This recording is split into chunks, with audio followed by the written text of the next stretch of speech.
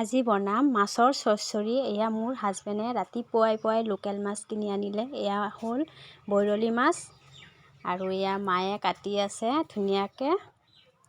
আজি বনাম মাছৰ চচ্চড়ি আৰু পনীৰৰ তৰকাৰী। আজি আমাৰ দুপৰীয়া ডিনাৰত এয়ে থাকিব আৰু ধুনীয়াকৈ বাছি আছে মায়ে। আপোনালোকে কেনেকৈ বনায় জনাবচোন বাৰু, আৰু মই কেনেকৈ বনাওঁ চাব পাৰিব ভিডিঅ'টোত।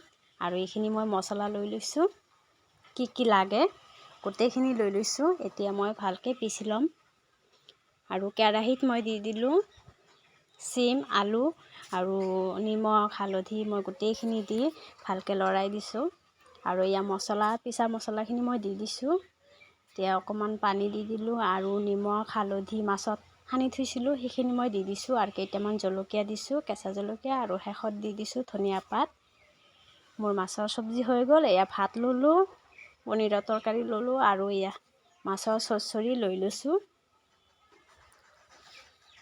এনেকুৱা চচ্চড়ি হ'লে আৰু একোৱে নালাগে। আজি ডিনাৰত আমাৰ দুপৰীয়া এয়া হ'ল। আজিৰ ভিডিঅ'টো চাই কেনে পালে তো প্লিজ বন্ধুসকল লাইক কৰিবলৈ নাপাহৰিব। আজিলৈ আহোঁ, বাই বাই।